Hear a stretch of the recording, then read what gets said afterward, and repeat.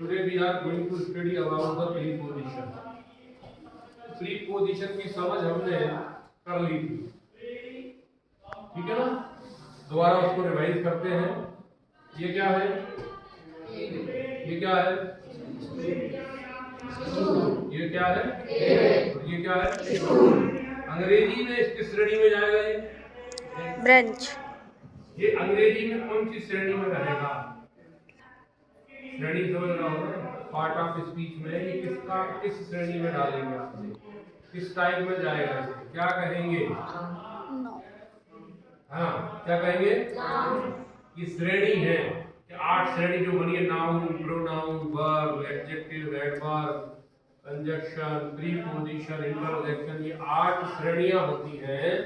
उन 8 श्रेणियों में ये किसमें जाएगा? नाउन। टेबल कहाँ है?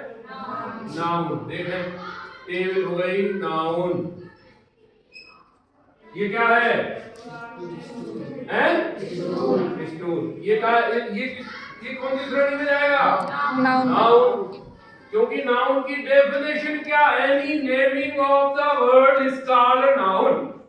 जिसका भी दुनिया में नाम है वो सर्व संज्ञा है। There is no definition about कि संज्ञा is the name of person, place or thing। अरे वो सब आगे भैया। जिसका भी नाम है, इसका नाम है, क्या नाम है? तो नाउन है। इसको पेन कहेंगे क्या?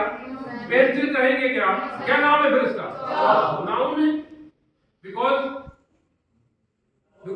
नेम। इसको क्या कहेंगे?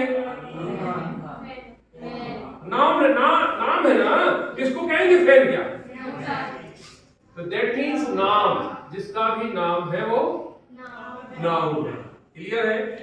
अब मैं आपसे ये कहूं, ये और ये आपस में इनका कोई संबंध है क्या? इनका कोई संबंध हो रहा है क्या? संबंध हो रहा है कि नहीं हो रहा? क्या हो रहा है? अब हाँ, क्या क्या बोला आपने? टेबल पर क्या रखा है? स्टूल रखा। Very good. ठीक, टेबल पर ये संबंध है ना इनका? नहीं है? यही है ना? अब अगर मैंने ये कहा, ये क्या है? टेबल को क्या है, किस श्रेणी में रखा? नाउन। स्टूल क्या? नाउन। तो ये क्या? और इन दोनों का जो संबंध है वो कैसे बन रहा है? कैसे बन रहा है? अब थोड़ी देर के लिए पर हटा दो। अब पढ़ो के देखो जरा, पर को नहीं पढ़ना। अब पढ़ो जरा, क्या होगा? टेबल कुछ तो समझ में आ रहा है क्या? कोई संबंध बन रहा है क्या? कोई रिलेशन बन रहा है क्या? नहीं बन रहा।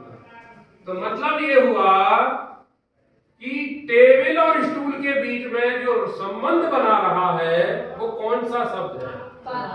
Very good. क्या है? पर। यही प्रीपोजिशन। इसको क्या कहेंगे? हिंदी में प्रीपोजिशन हो गई। पर मतलब प्रीपोजिशन। पर क्यों प्रीपोजिशन हो गई? क्योंकि पर जो है टेबल और स्टूल का सही संबंध स्थापित कर रहा है। सही है क्या? नहीं आई समझ में? आ रही है ना?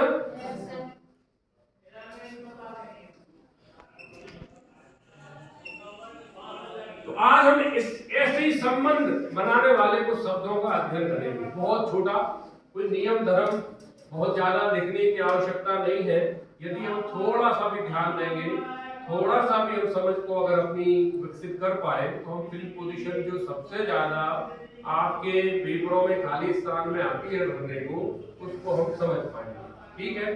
तो ध्यान से समझना है और कुछ जो अगर डाउट लगता है क्रॉस क्वेश्चन करिए, पूछिए। ठीक है? चलिए, अब हमने समझ लिया कि टेबल नाउन, स्टूल नाउन, इन दोनों का संबंध बनाने के लिए एक शब्द लगा दिया पर, तो हमारा सेंटेंस बिल्कुल व्यवस्थित हो गया और ये कह रहा है कि टेबल पर स्टूल रखा है। ये सही बात। लेकिन जैसे ही मैंने पर हटाया था तो संबंध स्थापित नहीं, तो समझ में नहीं आ रहा था क्या कहना चाहते हो। स्टूल टेबल रखा, मजा नहीं आ रहा था, सेंटेंस नहीं बन रहा था। जैसे खाना खा रहे हैं और आपको बहुत अच्छी सब्जी बनी है काजू करी और नमक ना हो तो स्वाद में मजा आएगा खाने में? नहीं आएगा, संबंध ही नहीं बन पाया, भले कुछ भी भले अच्छी सब्जी हो।